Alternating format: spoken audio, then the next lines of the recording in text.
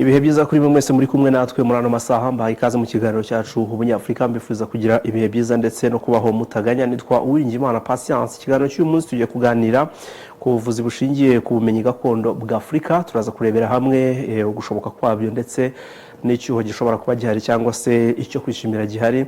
Ni ikiganiro tuza kuba turi kumwe kandi namwe ho muza kugera mutanga ibitekerezo byanyu uko mubyumva ku byo tuza kuba tuganira. Ariko ntago ndi jyenyine muri studio, ndi kumwe na Dr Justin Kabera. Uyu reka mbanze mubabwireho gato. Yize chimie ijyanye n'ibimera, akaba ubusanzwe n'umushakashatsi ufite uburambe. Yakoze igihe kinini mu cyahoze ari IRST, nyuma aza gushinga indi mirimo muri RFL. Akaba yaragiye afasha no mu bihe bitandukanye abavuzi gakondo bo mu Rwanda bafite bahuriye mu muryango witwa AGA Network. Ni byinshi yagiye akora kuko ni impuguke mu gushyiraho ibijyanye n'ubuziranenge bw'imiti ikomoka ku bimera mu rwego rwa Afurika. Urumva ko iyo tuvuze ibijyanye n'ubuvuzi gakondo araza kuba afite byinshi ari budufashe. Dr. Mbahaye ikaze mu kiganiro. Murakoze cyane. Namwe abadukurikiye muri aka kanya tubahaye ikaze ku buryo burambuye. Twinjire mu kiganiro nyirizina aho tugiye kuganira. Urabona ko turi kuvuga ku bijyanye n'ubuvuzi gakondo ariko no bushingiye ku bumenyi bw'Abanyafurika. Reka turebe kugeza ubu tubanze dusobanurira abantu ubuvuzi gakondo. Katwa aribwo duheraho. Iyo tuvuze ubuvuzi gakondo umuntu yumva iki? Hari abumva uburozi, hari abumva ubundi buryo. Ubuvuzi gakondo mu busobanuro muti? Murakoze cyane. Ndagira ngo mbanze mbashimire ubutumire mwatugejejeho. Mu by'ukuri ubuvuzi gakondo iyo abantu babuganiraho biba bivuze yuko bufite akamaro. Mugafata umwanya wa Pan African Movement, nuko bufite akamaro kandi ntabwo bugafite uyu munsi gusa, bwahoze bufite akamaro kuva umuntu yabaho cyangwa umunyafurika yabaho. Yagiye akoresha ibimera bimukikije, ari ugushaka amafunguro, ari no kwivuza. Warumboje uturere tubuvuzi gakondo twabasobanura dute? Ubundi ni ubuvuzi bw'umwimerere. Navuga ko bwahoze bukoresha imbere y'umwaduko w'abazungu muri Afurika. Iyo urebye mu mateka, Abanyafurika bagiye bahangana n'indwara zitandukanye bakoresheje ibimera, ndetse bashobora kwivura no kuvura amatungo yabo. Ni ikintu gikomeye cyane. Ikintu ubuvuzi bwa kizungu bwazanye ni ugushyiramo tekinoloji, ariko bahereye kuri ubwo bumenyi bwa gakondo. Ariko nabo bagiraga bwa kera nubwo ari abazungu, nabo bagiraga ubutari bw'abazungu bw'umwimerere, nabo barabubanje. Babanje kuri bidaciye mu nganda. Bidaciye mu nganda rwose. Wenda bo baje gutera imbere babicisha mu nganda, ariko mu by'ukuri n'ubuvuzi navuga ko bujyanye n'ubumenyi. Abantu bagiye biga gutandukanya ibintu kubera experience, kuko bavuga ngo iki turakirya ikindi kiribwa. Mugaragaje bagize bakirya kibamerera nayo barakireka. Ujura n'amatungo ashobora kurisha agenda atoranya. N'abantu rero nuko bagiye bavuga ati ibi biraribwa, ibi ntibiribwa, biza kugeraho bakajyabona ko hari ibivura n'ibitavura. Baza kugira experience mu by'ukuri igenda ihererekanywa umunwa ku wundi. Uraza Abanyafurika ntabwo twandika cyangwa ntabwo twandikaga, wenda ubu turandika. Mu byacu communication yari communication orale, ku buryo ariko n'ubu ngubu ushobora kugenda nk'ahantu ugasanga umuntu afite ubumenyi yakomoye ku mubyeyi we cyangwa sekuru, abo ufite adashaka gusangiza abandi.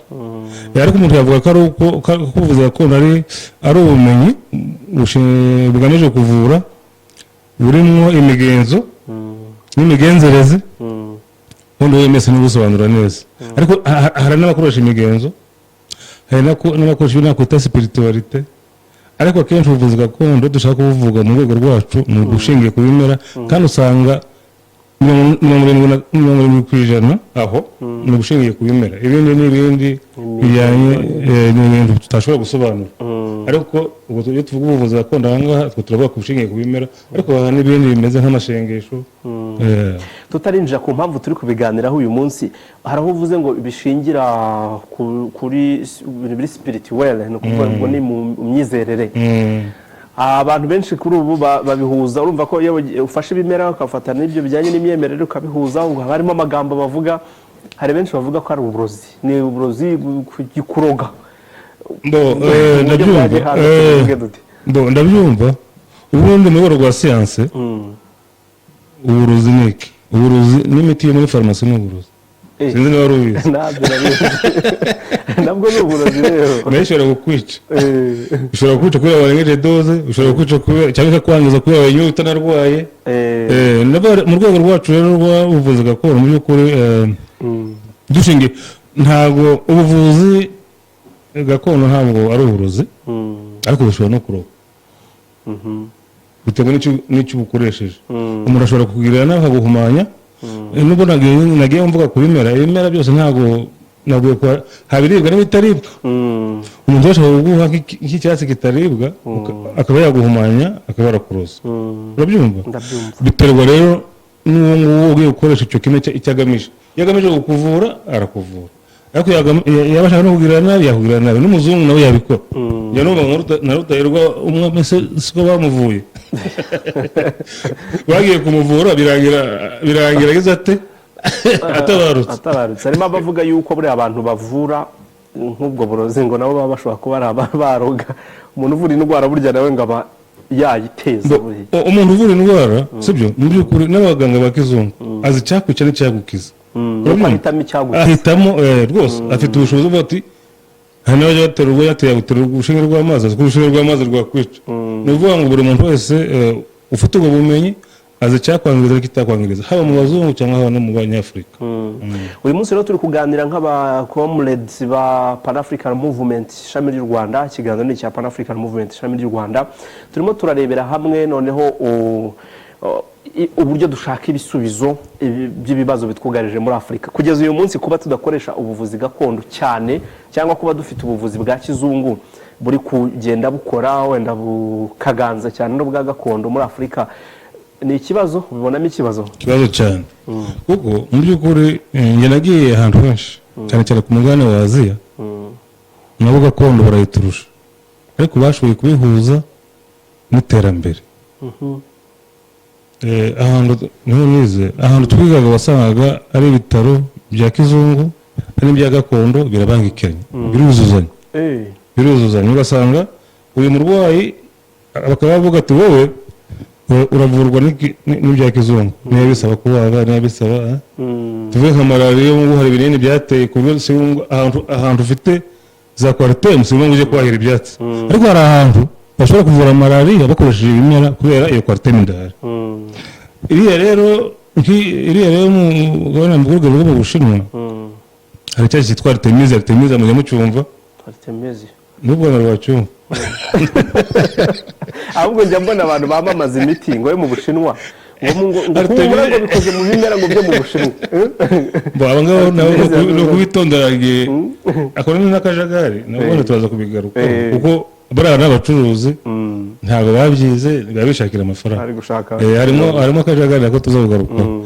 Mu Bushinwa rero ugasa icyo cyatsi nkubwiye bakoze n'umuti wa malariya witwa Artemisinin. Artemisinin igomba kuba iri muri kwaritemu ihuriramo.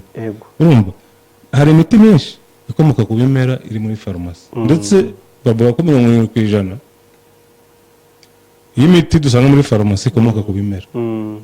Bashobora kuyikora mu nganda, ariko baravanye fotokopi mu kimera. Ikimera ukuntu cyawukoze, noneho abahanga bakagenda bakigana cya kimera bagakora wa muti ukuntu wari umeze.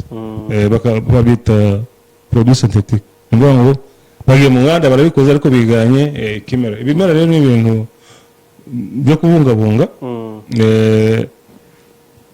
Amahirwe twageze nuko guhera 2003 ubu bashize imyaka 20 bashizeho umunsi nyafurika wo kwizihiza ubuvuzi gakondo bwa Afurika kuri 31 z'ukwezi kwa 8 buri mwaka. Ubu ni uvuga ngo ejo bundi mu kwa 8 tariki 31 tuzatuje imyaka ingahe? 20. uwo mwaka buri mwaka rero haba teme yo kuganiraho. Icyiza cyabyo ni uko aba ari umwanya wo kuganira kuri za policies, kuganira ku bwuzuzanye bw'ubuvuzi gakondo bwa kizungu.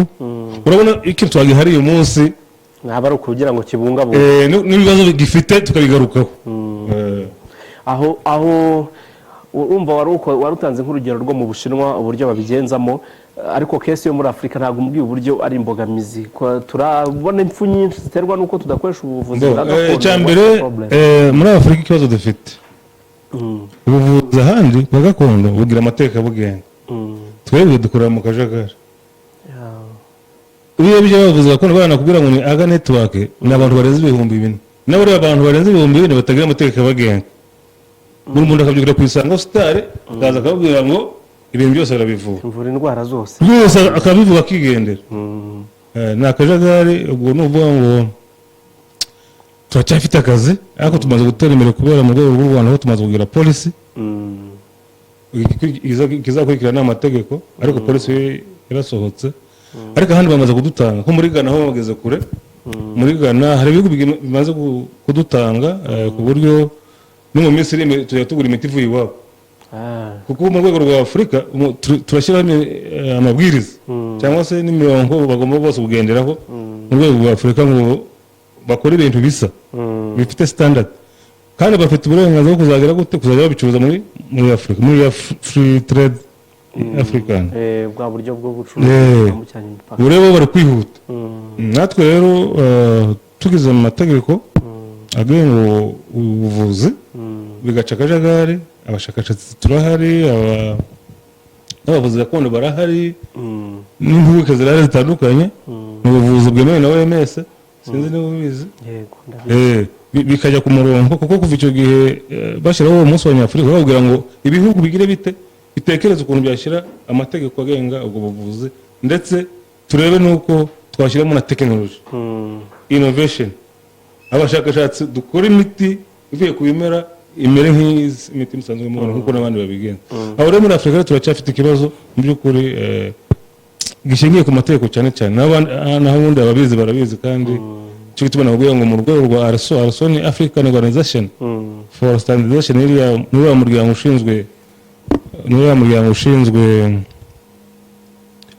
ushinzwe ubuziranenge mu rwego rwa Afurika. Ubu turimo turubaka amabwiriza, turimo turubaka guidance zizatuma abantu bakora imiti bakaba basuzuma niba barakurikije za etape zose, noneho ikajya ku isoko rya Afurika. Ako Dr. nubwo muri mu bijyanye n'ubushakashatsi n'imiti birumvikana, ariko turimo turashaka icyatuma abanyafurika tukigira tugatera imbere tukabona ayo mafaranga. Kuba ubuvuzi muri Afurika kugeza ubu bugishakishwamo imbaraga ngo bube bwagira umurongo, hari aho bihura n'idindira ry'ubukungu bwa Afurika ngo tuvuge ngo iki gisata cy'ubuvuzi bwa Afurika bwaratujengereje cyane rwose. Tuvuge Afurika niyo ikize ku bimera. Ubu ni ukuvuga ngo niba ikize ku bimera, icyo bazungu bakora ni iki? Baraza bakabifata bakabijyana iwabo, bagakora imiti ikagaruka ikozwe ikaduhenda.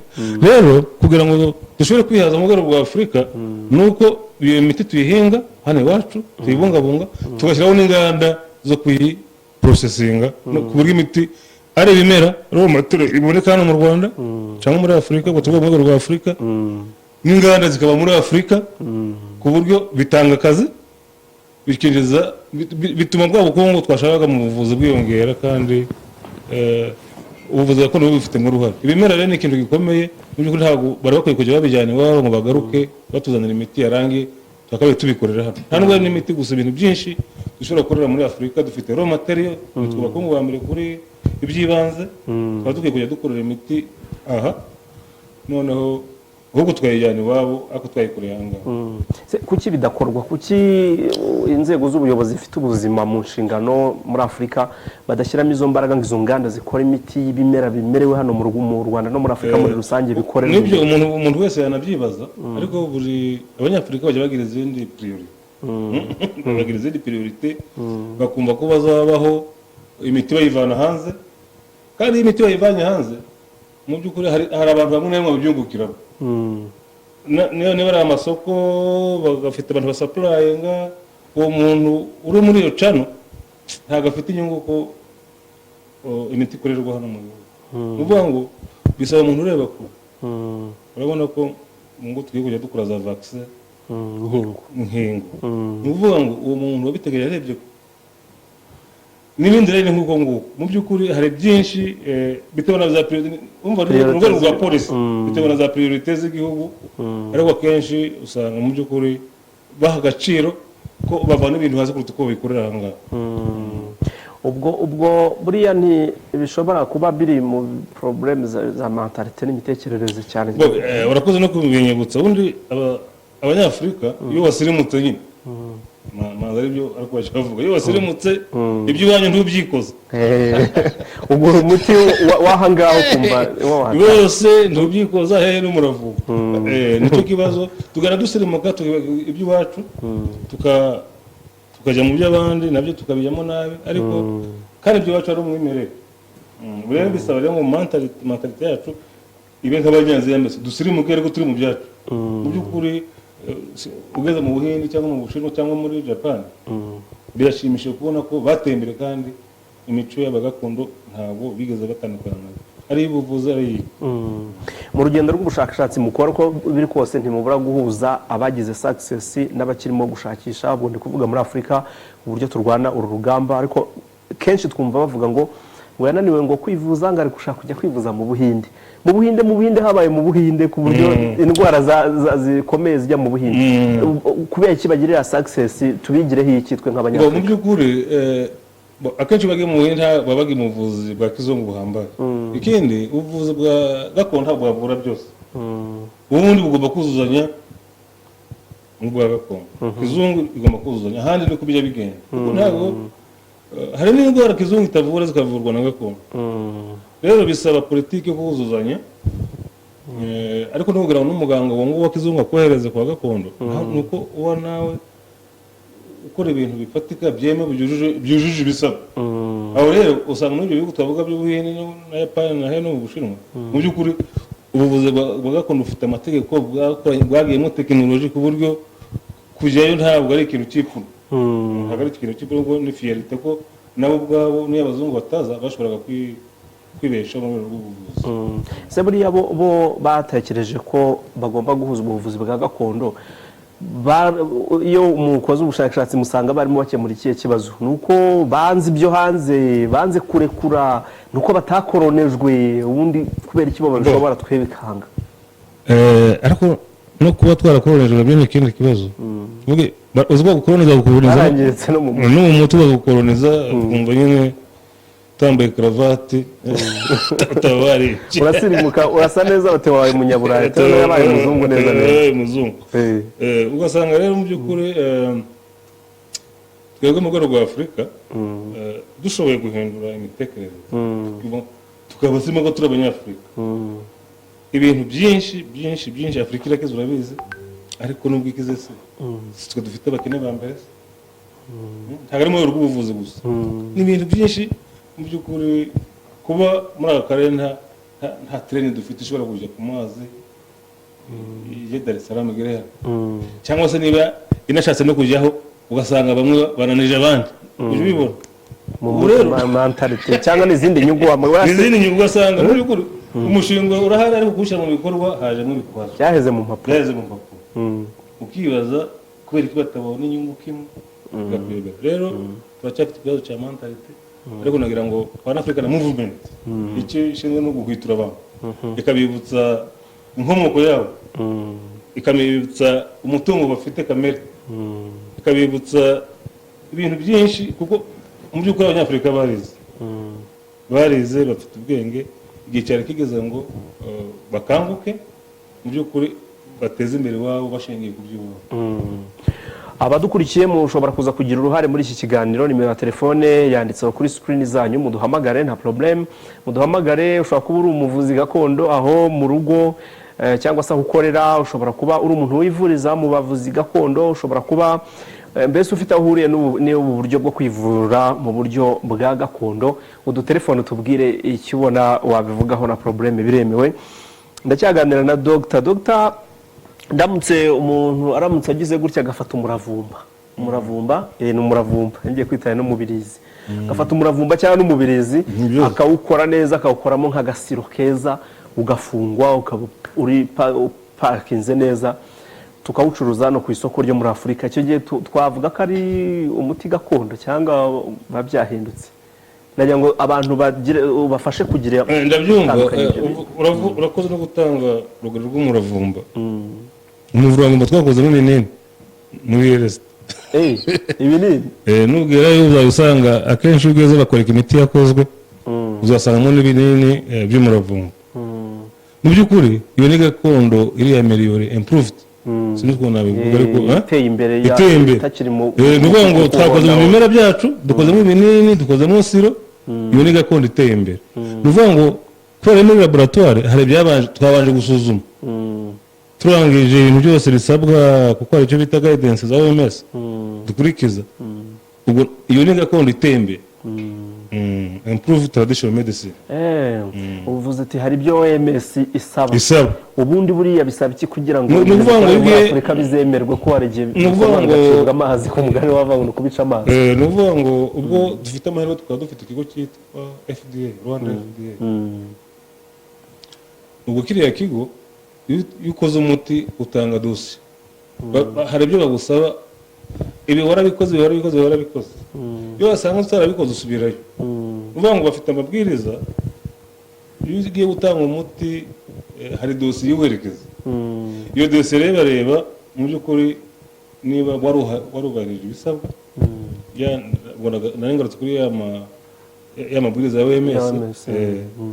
Iyo basanze warabyujuje neza nta ntambwe wasimbutse nta mpamvu uwo muti batawandika ukajya ku isoko. Akobera ko ibihugu bifite ijambo cyane nabyo biba bifite n'inyungu mu gucuruza ibyabo mu bihugu bya Afurika. Buriya ntibishobora kwikinga muri uwo mutaka wo gushaka inyungu zabo bakaba basuzugura umuti wakorewe muri Afurika. Ese ubundi Afurika ko turi benshi uzi ko Afurika turi miliyari na miliyoni 100. Ucurujwe muri Afurika iryo soko ntabwo rihagije kubera ko bafite abaturage bose n'isi babareberera. Hari igihe bakwanga ko tuwucuruza cyangwa icyo gihugu kikagira ngo biba bigeze mu rwego rwa politiki. Abanyapolitiki bacu bemeye yuko abazungu batubuza gucuruza umuti twakoreye iwacu aba ari ikibazo, kandi umuti wujuje ibisabwa aba ari ikibazo. Nagira ngo hari no kuyakanyamagwa tukihagararaho. Ntabwo twacuruza ikintu kitujuje ubuziranenge, ariko cyujuje ubuziranenge ahubwo kubera inyungu zabo bakatubuza kugicuruza, ubwo ahangaha baba bateje ikibazo. Igihe cy'ikintu cy'ubuziranenge nicyo ndi gushingaho cyane. Niba ndwaye malariya nkanywa umuti igihe nkahita nkira, noneho najya kushyira ku isoko ngo uvure bene wacu ukavuga ngo ntabwo wujuje ubuziranenge kandi igihe wankijije, ubwo ntubu nsikamiye ko icyo kintu gishobora kubaho. Ubwo ntabwo iyo problème ishobora kubaho, abantu bakabigira protocole. Ubundi mu by'ukuri hari n'abantu bavuga ko mu bintu byo gukora imiti hajyamo ibintu bya business, sibyo? Tuvuge niba ari umuti wa diabete n'urugero, bakabarwanya ikimera kivura diabete kuko inganda ziratura kandi diabete ntikira. Bakeneye ko iyo ndwara igumaho ukajya ugura imiti ukaziguza uzapfira. Ubonye rero umuti ushobora kuvura burundu ntabwo wabakira ariko ntabwo byakubuza kuwugeraho. Ubundi ahandi bajya baproteje abahanga babo. Wigiye muri Israel, mugiye muri hari abantu baba bafite ubwenge bwihariye, twakwita ko abo bantu ari umutungo w'igihugu, baba bafite right kuri protection. Usanga rero abanyabwenge nk'abo ahantu henshi bagenda bagira bate babungabunga umutekano wabo, mbese abantu nk'abo si muri Afurika turabagira hano mu Rwanda by'umwihariko mukurikije uko mujya mubibona hari abantu dufite bashobora gukemura ibibazo dufite muri ubu kibazo. Niyo tunabagiza icyo bita mu Gifaransa bita fuite de cerveau. Muri Afurika usanga abantu b'abahanga bakunda kwigira hanze. Ubundi hanze icyo turusha bajya bareba abantu bati uriya cyane muri Amerika aturiye wamujyana bakamushyira muri conditions ziri different zitandukanye n'izo yakoreraga mu mahanga, ugasanga muri Afurika ugasanga aragiye. abahanga natwe turabafite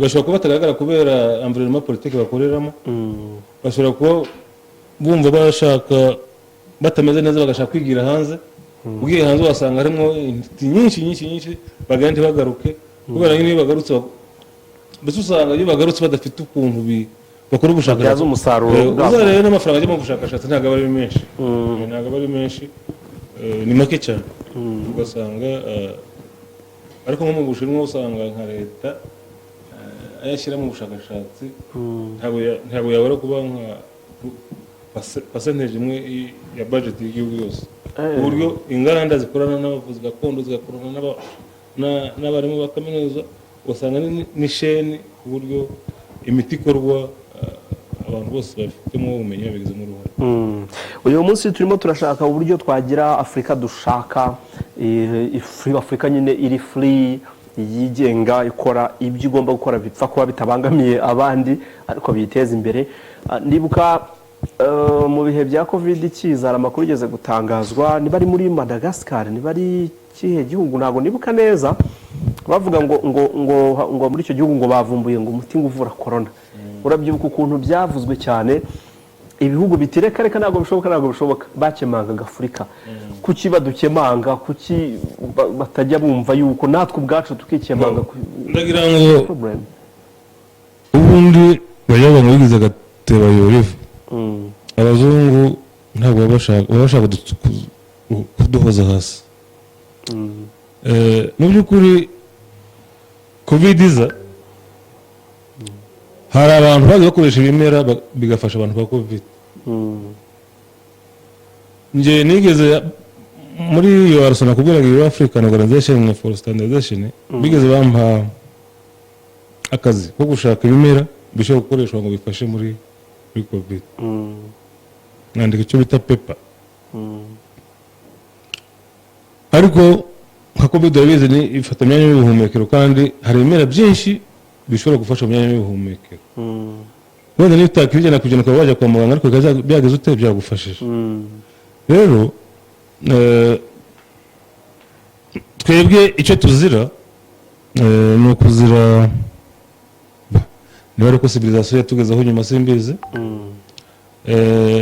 ariko nanone nta nganda dufite zateye imbere uko tumeze kose baturusha inganda zateye imbere baturusha tekinoloji icyo twe twakora ni uko mu by'ukuri nk'ubu dufite ibimera bo nta n'ibyo banagira ntabwo turabibarusha ahubwo twabavanaho tekinoloji kuko kuzana ibyiza ubibanyane nta kibazo kirimo tekinoloji innovation tugashyiramo ubwenge science ku buryo niba hari ikimera tubonye muri Nyungwe ni urugero Nyungwe urabona hararinzwe tukavugana na RDB ikimera turabona twakibyaza umusaruro tugashyira amabwiriza yo kugisarura ku buryo dushobora gukora umuti wujuje ibisabwa abahanga turabafite uwo muti kuko twashaka tumaze kuwusuzuma ahubwo twabohereza nabo bawusuzumira bakareba ko wujuje ubuziranenge koko haracyari akazi kenshi ariko icyambere ni imyumvire yacu muri Afurika turacyafite ibibazo by'abanyapolitike bafite izindi priorities bumva barerayenga no hanze igihe buri gihugu kizuba ko dukeneye resilience mu rwego rwa African Union bazabiha umurongo kandi tuzabigeraho kubera nk'iyo Pan African Movement ko ntabwo mwicaye tumaze iminsi tuganira twavuga mu bintu by'ubukungu tukavuga ukuntu hari ibihugu bimwe bitarya n'imigati y'iwabo bategereza umugati uvuye mu Bufaransa kugira ngo babone kurya umugati ubwo urumva ruri hose ntabwo ruri mu biryo gusa ruri no mu buzima umugenzi waje mu Birigi yageze none hajya mu bihugu hafi hano ntabwo nivuga icyo gihugu igihe cyamutangaje nuko ibirayi byavaga mu Bufaransa umukati byavaga mu Bufaransa none ashaka ubwo yaragiye gukora umushinga wo guhinga yize ibintu byo guhinga ati ngiye guhinga abanyafurika mbagaburire kandi ku butaka bwabo ubwo yari afite igitekerezo kabisa ntagezeyo ntabuze n'abafata isuka ubwo yari mwambwira ngo mbese mu Rwanda ntabwo namushakira abantu baze guhinga nkazamwohereza ati nakaza ni kubaka n'ikiraro cy'inka ngo mbone ifumbire mbona n'abacyubaka mbese bose n'abasonga rero nta muntu ushaka gukora bararegeje cyane ubu rero ibaze rero agiye guhagarika umushinga kubera kubura imbaraga zimufasha manipawa. Ese buriya ni ikibazo cy'abo bantu cyangwa haba hari influence y'icyo gihugu kiba kiri kubahereza? Urumva ubuyobozi ntabwo buzi gutoza abaturage gukora, sibyo? Abayobozi barya ibyo bihenze babifitiye ubushobozi, ntabwo bafite politiki y'umurimo ku buryo abantu bashobora gutekereza gukora bagahinga cyangwa se bagashaka n'imashini bagahinga, ntabwo babifite. Bazi ko nyine ibyo twavugaga by'ubusirimu kurya ibivuye hanze. Kera twiga segonderi hari umugabo wigeze agirana imbere se y'umugore we igato iza mu ndege, bakagurutsa indege akajya kuzana agato ipara kane imaji akumva ibintu yabikoze neza. Uwo munsi mukuru ni ukomeye kubera gato yaje mu ndege, kandi wajya kora n'ibiyigize ugasanga naho hafi aho hari abantu bari kubibasha. Icyo kibazo kiri mu bihugu byinshi muri Afurika cyangwa? Cyane muri Afurika dufite tugira nk'imyumvire imwe, wenda hari abagenda bahinduka. Njya nkunda kubona ko u Rwanda tumaze gutandukana n'abanyafurika benshi kandi babibona. Hari aho bita Maghreb nabo bafite imyumvire nk'iy'abazungu, nabo nta nubwo bifata nk'abanyafurika, barabaraho ntabwo bifata nk'abirabura. Ni n'abakozi rwose bo ntabwo bakina. Abasongaruza basanga muri Afurika yo munsi y'ubutayu bwa Sahara, niho uzasanga abasongaruza mu bihugu byinshi. Buriya ni ukubera iki ibi bihugu ko hafi ya twese dusangiye amateka y'ubukoroni, ariko kuki tutari gusangira inzira yo gushaka ibisubizo by'ibibazo duhura nabyo mu gihe bijya gusa bitandukanye? Ubu twakagombye kuba dusangira. Urumva ubukoroni bumaze imyaka 60, abantu bakabaye mu by'ukuri barakangutse, ariko ntabwo dukangukira rimwe. N'uwakangutse agenda asukuma abandi bamunanira. Ndagira ngo nimukomeza muri Pan-African Movement mu bihugu bitandukanye byajya biba nka moteri yo kubakangura, ariko usanga mu by'ukuri bamwe bagenda bagura intege bakananiza abandi, kandi ntabwo wagenda wenyine. N'ugiye wenyine usanga bakugirira n'ishyari, uri kwibonekeza ugasanga bakugirira ishyari bakakudindiza. Uje ubibona nawe muri aka karere tutuyemo. Ntabwo biba byoroshye, ariko ni ibintu biba bishoboka. Mbwira abadukurikiye yuko ibi biganiro bya Pan-African Movement intego biba bifite nyamukuru ni ukugira ngo dufatanye tugire interuro ivuga ngo tubeho tutaganya, ahubwo dufite umurongo. Kugira umurongo ni kimwe mu bintu bituma burya amaganya aba makeya muri wowe. Nugira intego. Aba bavuzi ba gakondo se tugarutse by'umwihariko hano mu Rwanda, amaganya bafite n'umurongo bafite ubigereranyijeho bimeze bite, barerekeza he? Nje rero urakoze umuntu no kubagira n'inama. Ubundi kubera uwo munsi nakubwira ngo 31 z'ukwa munane akenshi niho tujya duhura, kandi bajya bantumira, mboneyeho n'umwanya wo kubashimira niba banyumva. Nizeye ko no mu kwa munane uwo munsi bari gutegura bazongera bakantumira. Abavuzi gakondo ubwabo nabwiye ko ari benshi, ni benshi cyane. Harimo abavura, harimo abatera ibimera, harimo abacuruzi bashaka amafaranga, ashobora no kukubeshya, ashobora no kubeshya n'umurwayi, mbese harimo ingeri zose. Ariko dusizeho amategeko rero yamenya kubasobanura, kuko ubundi abavuzi gakondo ahandi bafatanya n'abashakashatsi. Niyo dukora ubushakashatsi ku bimera ntabwo biva mu mutwe, ubundi nibo babizi baguha amakuru. Hari mugenzi wanjye wo muri kaminuza wakoze ku miti ku bimera bivura umwijima, n'umwana wo muri kaminuza muri farumasi.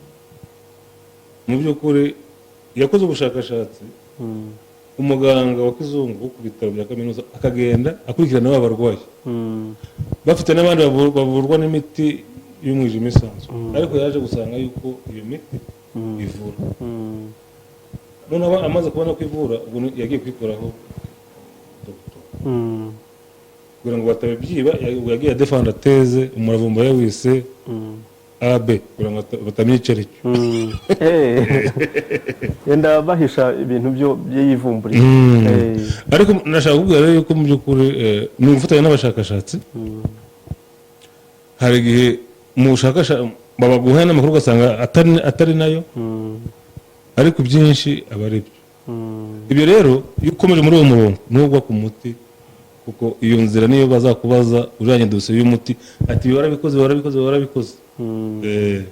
Hari imikoranire abavuzi gakondo bo mu Rwanda bajya bagira n'abandi bavuzi bo mu bindi bihugu bya Afurika ko nabyo ari ingenzi. Iriya aga network ikunda gutumirwa muri Cameroon, bajya bakunda kubatumira.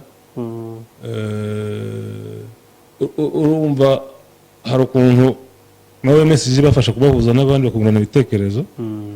Barahura, bashobora kuba bafite na organisation irenze igihugu, ariko bafite ukuntu bahura. Ubu abantu guhura byaroroshye ubu ngubu. Bashobora no kubahura na online, haba n'inama z'abashakashatsi bakabatumira. Hari uburyo bwinshi bwo kubabona.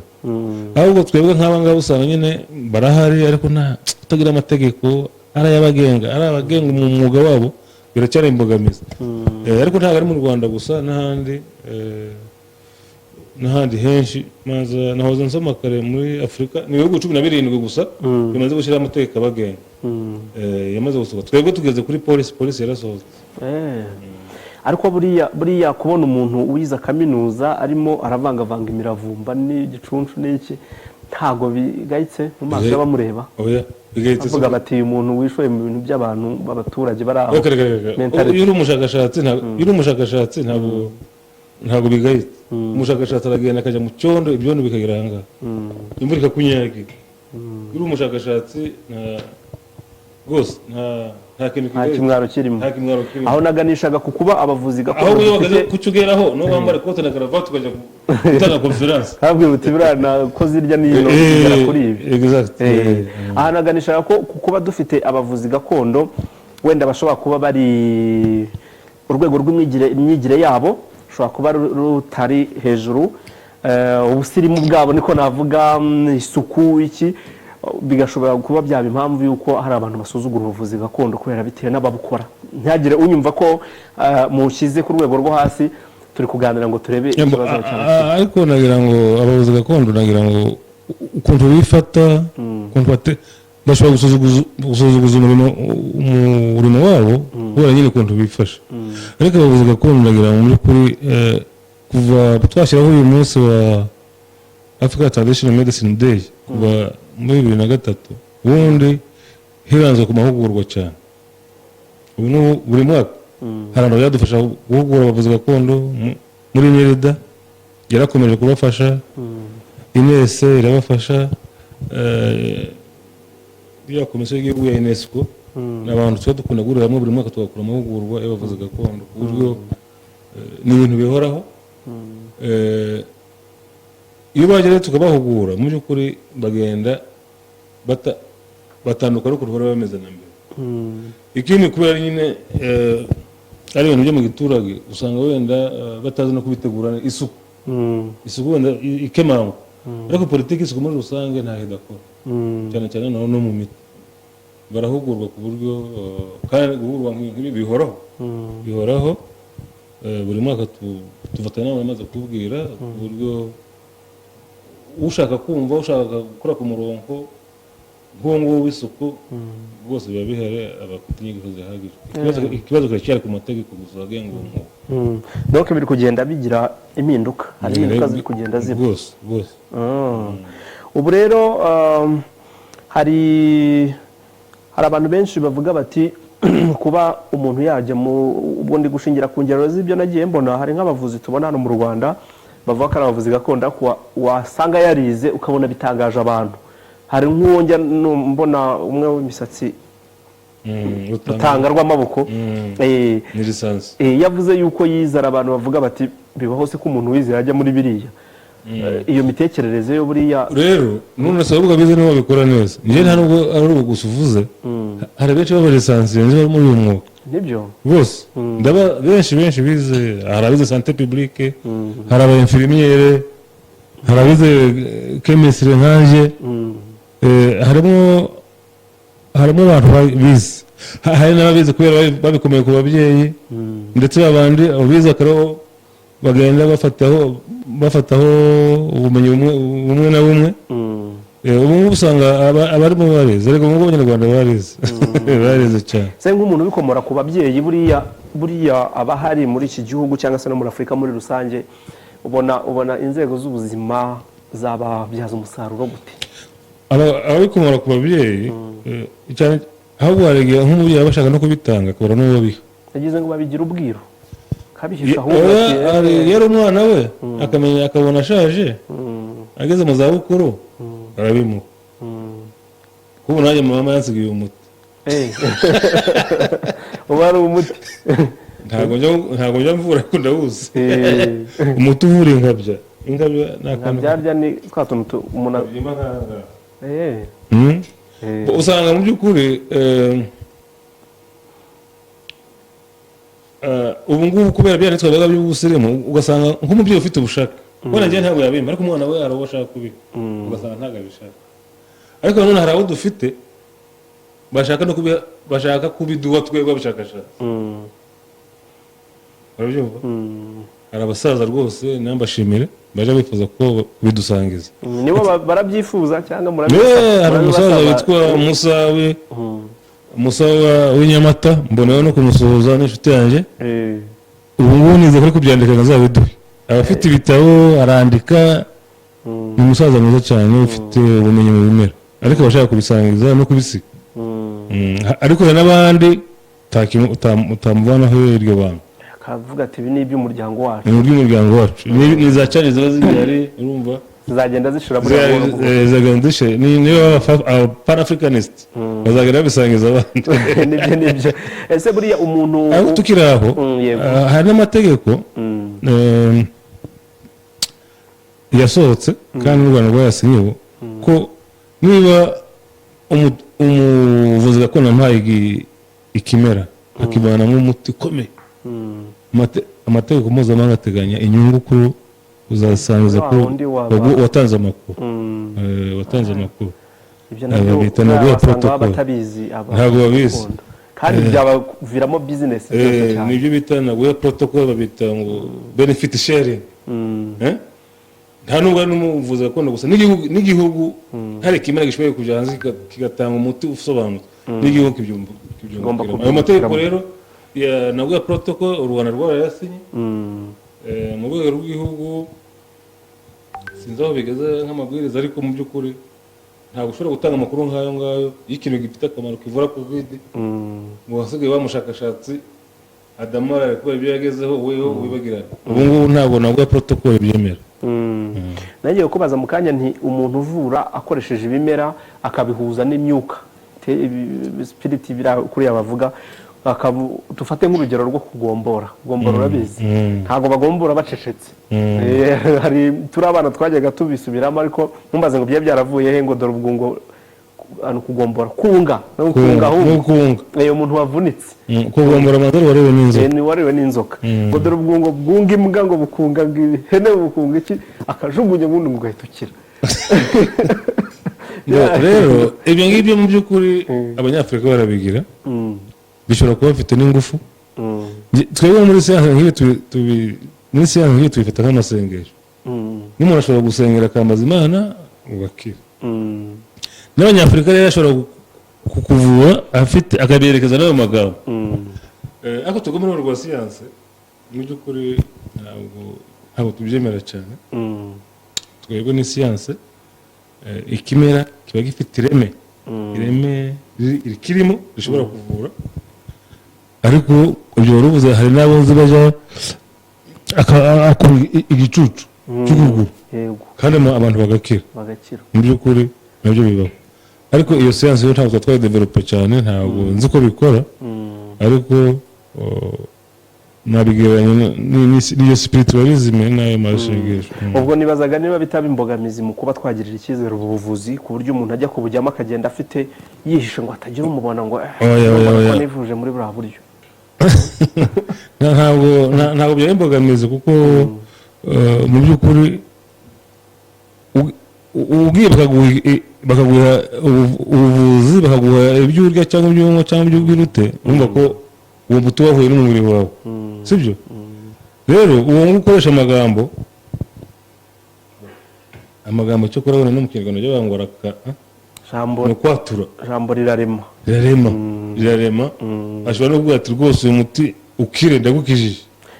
ubundi se umubyeyi ngo ntiyajyaga abwira umwana ngo wa mwana ngo uzapfa ntacyo wigejejeho, akarinda apfa ntacyo yigejejeho. Ikindi iyo umurwayi yumvise ayo magambo yishyiramo ko ari bukire, icyo kintu cyo kwishyiramo ko ari bukire bitewe n'amagambo yamubwiye nabyo biramufasha, nabyo birakora iyo psychology. ayo magambo akayumva bishobora kumufasha kubera agira agatima gatekanye kizeye ko ibyo avuze rwose biri mu bihe.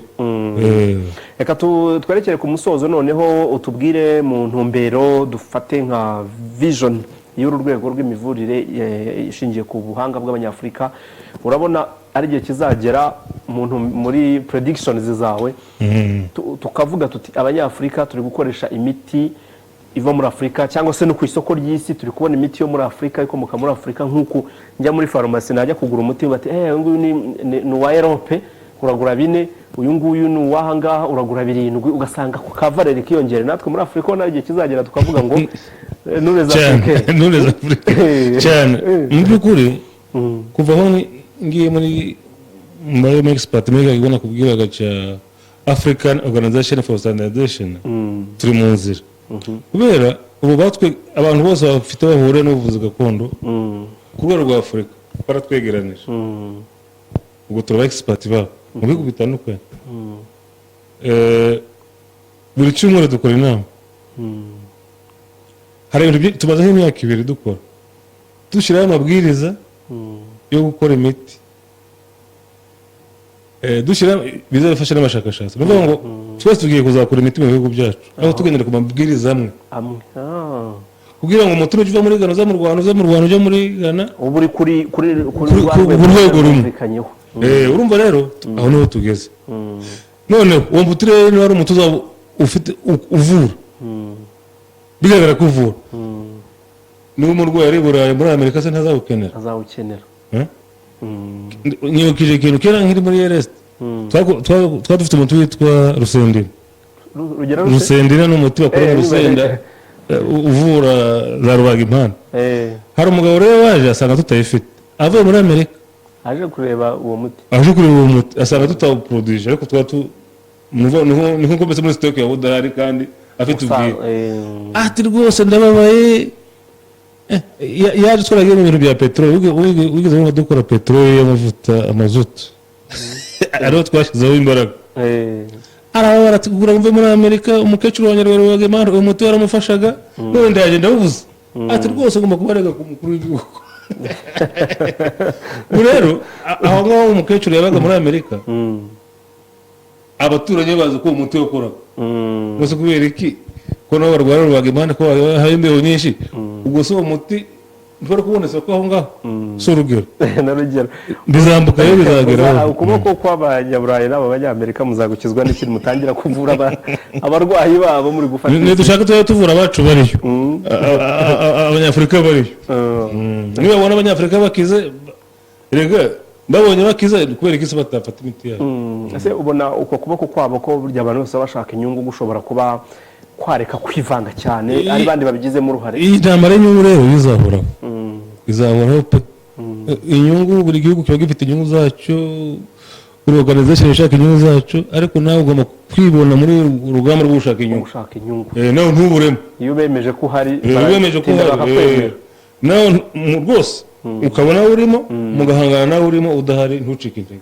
Voilà, niko kubaho rero utaganya aho buri gushaka umurongo ubamo muri ubwo buryo. Ikiganiro rero ni ikiganiro by'Afrika cy'umuryango Pan African Movement ishami ry'u Rwanda. Nibutsa abadukurikiye yuko mushobora kuzajya mugikurikira no kuri YouTube yacu ya Pan African Movement ishami ry'u Rwanda mukajyaho.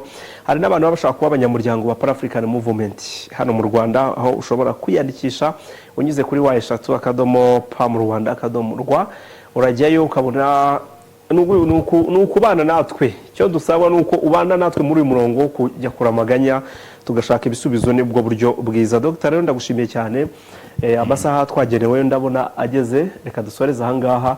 Vraiment mwatuganiriye neza kandi nizere ko n'abadukurikiye hari icyo bakuyemo muri ibi twaganiriye. Abavuzi gakondo aho muri mukomeze mu bitekerezo mu buryo byakomeza kuba advanced bigatera imbere, hanyuma ejo ni heza, Afurika dushaka tuzayigeraho. Mugire ibihe byiza. Nge wayoboye kino kiganiro nitwa Uwiringiyimana Patience.